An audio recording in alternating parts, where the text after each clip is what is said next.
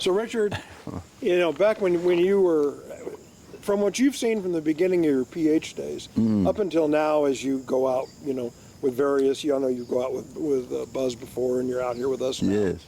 How have you seen sport hunting change? Well, okay, I think two main factors, Phil. One is that the quotas have shrunk a lot from my early days of even safari hunting, but pre-safari, where you could buy a government area, as we did. They'd auction those camps in the Zambezi Valley at a public auction. Oh. So how many game animals would you shoot in Nyakasanga today as a safari operator? I'm not sure. Buzz will know exactly, but back then, you had a bunch of parties going through there, each taking, if they wanted, 8 buffalo. Wow. Through the season, which the seasons were always May to October. And then it was breeding season, no shooting anywhere. So, unlike now. So that's one thing that has changed, okay. is those strict seasons. Was it May to September or May to October? It was before my time, Rich. I can't answer that. Yeah, no, anyway, so that was the hunting season. Obviously, not having that now has expanded as our hunters do now, like Buzz, right? Virtually, after the conventions, they come back from in February, March, and boom, up roll the Phil Whitmores in March, So so your whole season is much longer now, much longer. As regards how many animals are taken, say, in any particular area, I'm not really qualified on that. Dan Landry had a Matetsi area. Peter Johnson had one of the Matetsi units. And I used to meet up with them at the AGMs of the Professional Hunters Association. But I never got to know what what kind of quotas they had. And let's talk big game, Right. the big four. So that's one thing. Have quotas changed in certain areas? Yes. But there's another factor that has come in here.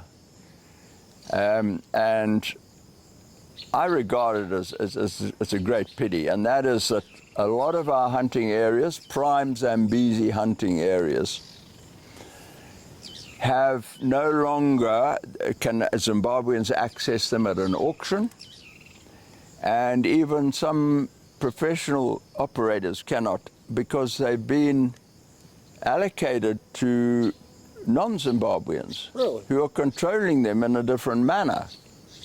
I think I'm correct. Absolutely, Rich. Yeah. Wow.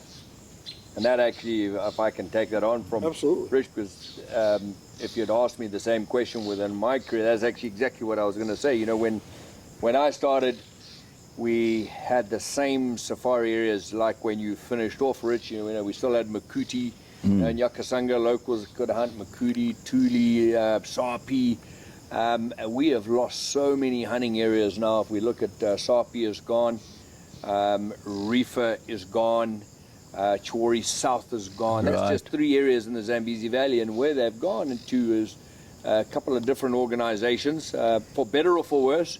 Maybe this is the way that wildlife and conservation will go forward in the future, but from a hunting perspective, the great loss of it is that they are no longer going to be supporting the likes of me and my trackers and you, Phil, coming in. They've gone to generally non-hunters, and they're looking at different avenues of revenue, and they feel that they can make more money out of it than hunting. That is still yet to be proven, and I think time will tell that it is a mistake, and that money won't be generated that we do as hunters with the very conservative quotas which you're talking about. I mean, the quotas now are very, very conservative. It's not like we're overshooting. We're taking a tiny percent.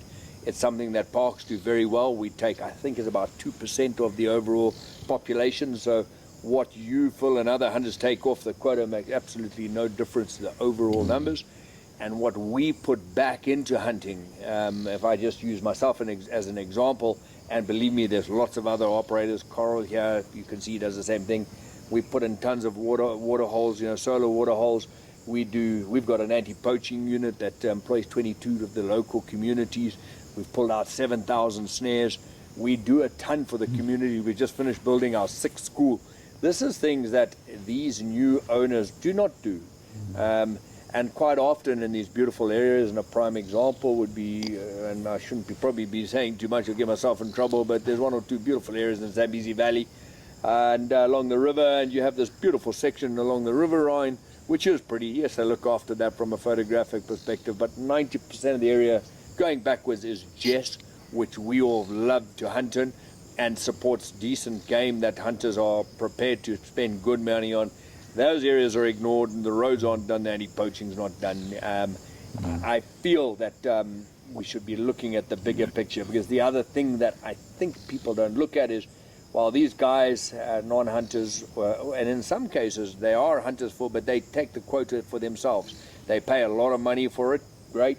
And let's say, for example, you're a billionaire, you buy your piece of Africa, and you love it, you want to keep it for yourself, that's fine. You're paying what the rest of the hunters would all pay. But the difference is, you come out once a year. Now, the quota in that area could support, for example, like Dandy, if one billionaire bought a cam once a year and shot as much as he could. But what should happen, we'll get normally about 50 hunters coming in. So now that is 50 safaris. That is 50 times cooks work, get paid, they help their kids. It's all the trackers. It's what I call the fingers of the industry. It's the 50 charters that come in. It's the 50 bed and breakfasts that are booked. It's the 50 main airline flights from the States. I mean, you can go back, the taxidermy work, the visits to curio shops. It's huge. And that's what we're not getting. You come in billionaire, you come in once or twice, and you bring your one PH that you like, and you're sure he gets well looked after. But it's the fingers of the industry that are dying, and and those reach far.